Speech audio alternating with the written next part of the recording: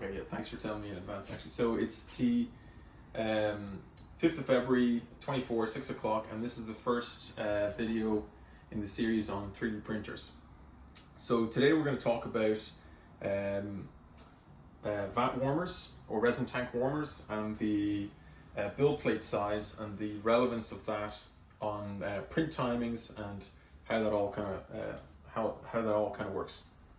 So normally these printers, when you buy them, they do not come with a resin tank heater or a vat warmer. And the significance of that is that when you have resins in these bottles and you open the bottle, the resin will of course be at whatever temperature the room is. So right now it's pretty cold in here, maybe 12, 15 degrees. Actually I have to check on the little thermostat here. So we know that viscous liquids, when cooler, they have a higher viscosity.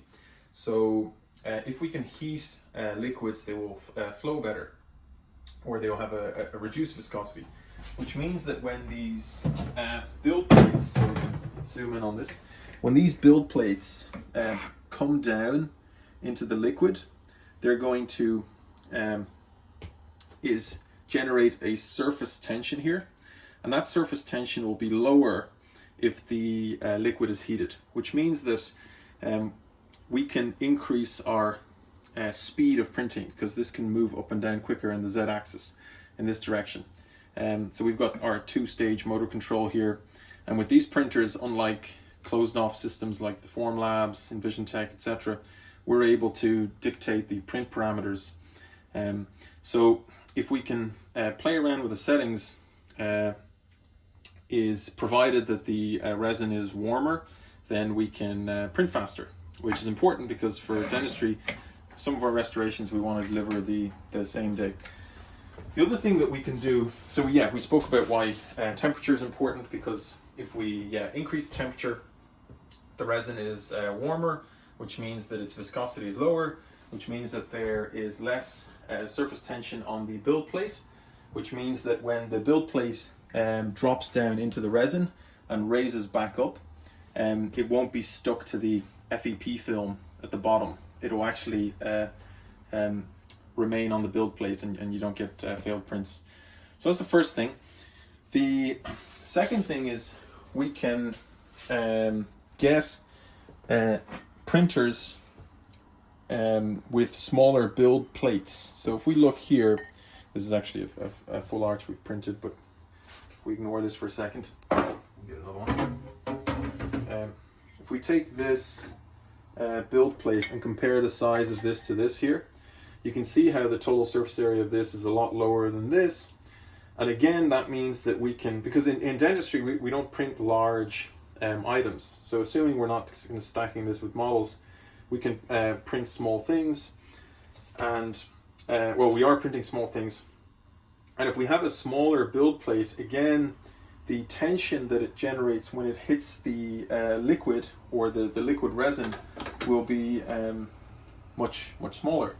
So again, then we can alter the print settings by having the build plate enter the resin at a faster rate and then rise at a faster rate as well. So yeah, these mini build plates are smaller build plates, which are just about perfectly sized for a full jaw. So you see the way this is a full jaw here, you don't really need much bigger than that. And we could easily do like a full mouth of crowns here.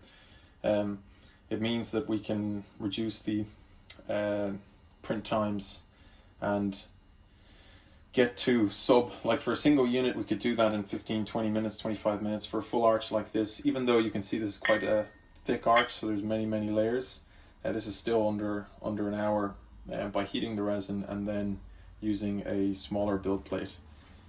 But yeah, so hope that makes sense.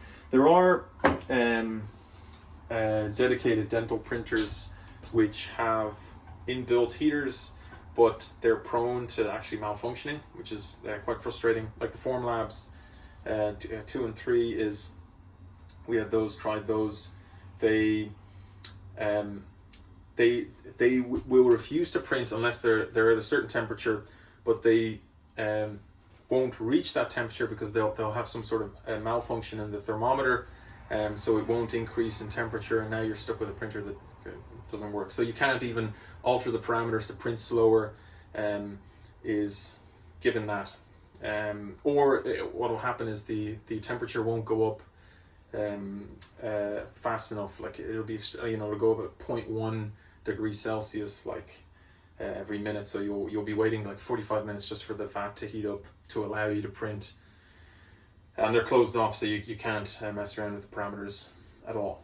So yeah, there's kind of two things there: the significance of the vat warmer and the significance of the build plate on the printer itself.